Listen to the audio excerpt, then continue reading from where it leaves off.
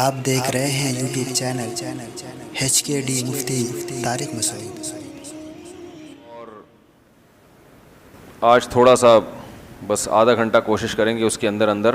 بیان ختم کر دیں۔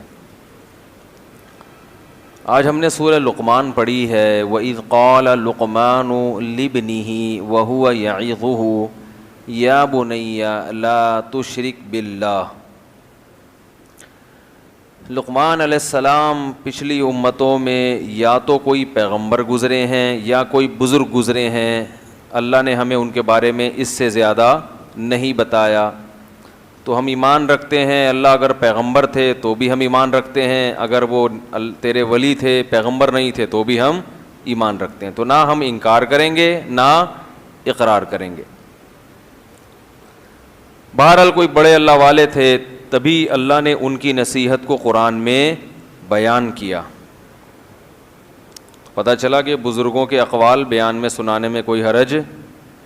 بولو بھائی نہیں، یہ تو اللہ کی سنت ہے، اچھی بات کہیں سے بھی ملے تو لے لینی چاہیے، چاہے وہ بزرگوں کی کیوں نہ ہو۔ لوگ کہتے نہیں حدیث میں بزرگوں کی باتیں کرتے ہیں، بزرگوں کی وہ باتیں اگر صحیح ہیں تو کرنے میں کوئی حرج نہیں ہے، بات اگر غلط ہے تو وہ کسی صورت میں جائز نہیں ہے اس کو کرنا۔ تو اللہ نے قرآن میں فرمایا وَإِذْ قَالَ لُقْمَانُ لِابْنِهِ، اس وقت کو یاد کرو جب لقمان نے اپنے بیٹے سے کہا۔ اب دیکھو ایک ٹیکنیکل پوائنٹ کی بات، حضرت لقمان نے اپنے بیٹے کو جو نصیحت کی تو اللہ یوں بھی تو کہہ سکتے تھے کہ تم اپنے بچوں کو یہ نصیحت کیا کرو، حضرت لقمان کا تذکرہ کرنے کی کیا ضرورت تھی بھائی حضرت لقمان نے اپنے بیٹے کو یہ نصیحت کی، یہ واقعہ اللہ میں سنا رہے ہیں، مقصد تو یہی ہے کہ جب انہوں نے کی تو تم بھی کرو، تو ڈائریکٹ اللہ خود ہی کہہ دیتا۔ حضرت لقمان کے اس واقعے کو بیان کرنے کی کیا ضرورت تھی بھائی؟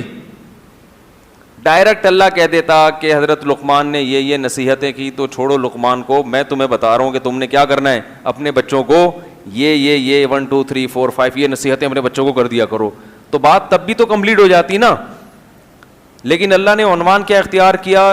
کہ لقمان نے اپنے بیٹے کو یہ سمجھایا، آگے یہ نہیں کہا کہ تم بھی یہ سمجھاؤ۔ اس سے پتہ چلا میرے بھائی کہ نصیحت کرنے کے مختلف انداز ہوتے ہیں۔ بعض دفعہ آپ کسی کو نصیحت کرتے ہیں خود یہ کرو یہ کرو یہ کرو، بعض دفعہ کسی بزرگ کا واقعہ سنا دیتے ہیں کہ ان بزرگ نے یہ کہا تھا،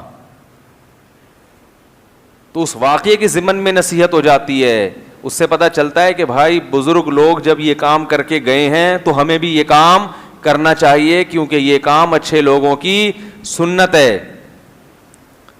تو بزرگوں کے واقعات سے جس انداز سے نصیحت حاصل ہوتی ہے وہ براہ راست نصیحت کرنے سے ویسی نصیحت نہیں ہوتی، اس سے اور بزرگوں کے واقعات سنانے کی تاکید ثابت ہو جاتی ہے۔ سمجھ رہے ہو؟ کیونکہ آج کل جو لوگ یوٹیوب پہ بیٹھے ہوئے ہیں وہ آپ کو بزرگ لیس بنانے میں لگے ہوئے ہیں،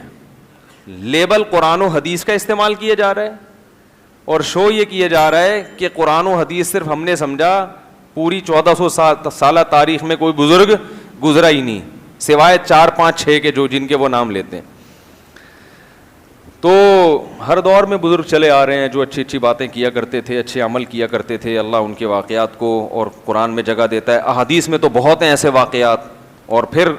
ہمارے بزرگوں نے، اسلاف نے، محدثین نے، مفسرین نے اور بہت سے ایسے واقعات اپنی کتابوں میں نقل کیے ہیں اہل اللہ کے۔